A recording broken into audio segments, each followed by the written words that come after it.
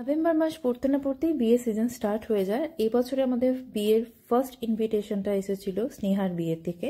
তো স্নেহার বিয়েটা বৈদিক মতে হয়েছিল, খুব ইন্টারেস্টিং। ওদের দুজনকে কংগ্রাচুলেট করে চলে এলাম স্টলে নানান রকম আইটেম ছিল, সেগুলো খেয়ে আমরা সিধা খেতে বসে পড়েছিলাম। তো সবার প্রথমে এসেছিলো ফিশ ফ্রাই। ফিশ ফ্রাইটা একটাই নিয়েছিলাম। তারপর এসেছিলো আমার ফেভারিট লুচি আর ছোলার ডাল। ঘিয়ে ভাজা লুচি আর ছোলার ডাল দুর্দান্ত খেতে হয়েছিল।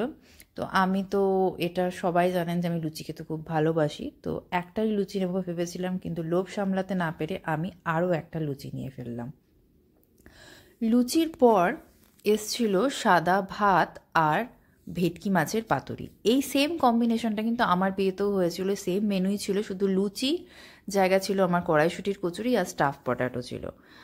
তো সাদা ভাত আর ভেটকি পাতুরি নিয়ে আর নতুন করে কি বলবো, এটা আমার ফেভারিট, সেই জন্যই বিয়েতে করেছিলাম। আর সেম জিনিস খেতে মানে এখানেও আইটেমটা দেখে খুবই ভালো লাগলো, খুবই খেতেও খুব ভালো হয়েছিল। তারপর এসেছিলো পোলাও আর মাটন কষা। মাটনটা ভীষণই সফট হয়েছিল, তুলতুলে গরম নরম নরম মাটন হয়েছিল।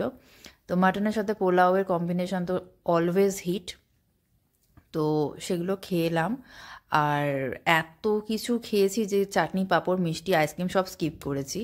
স্নেহাকে আর স্নেহার হাজব্যান্ডকে দুজনকে কংগ্র্যাচুলেশন, তাদের জীবন যেন সুখের হোক, এই বলেই আমি আমার এই ব্লগটা শেষ করছি।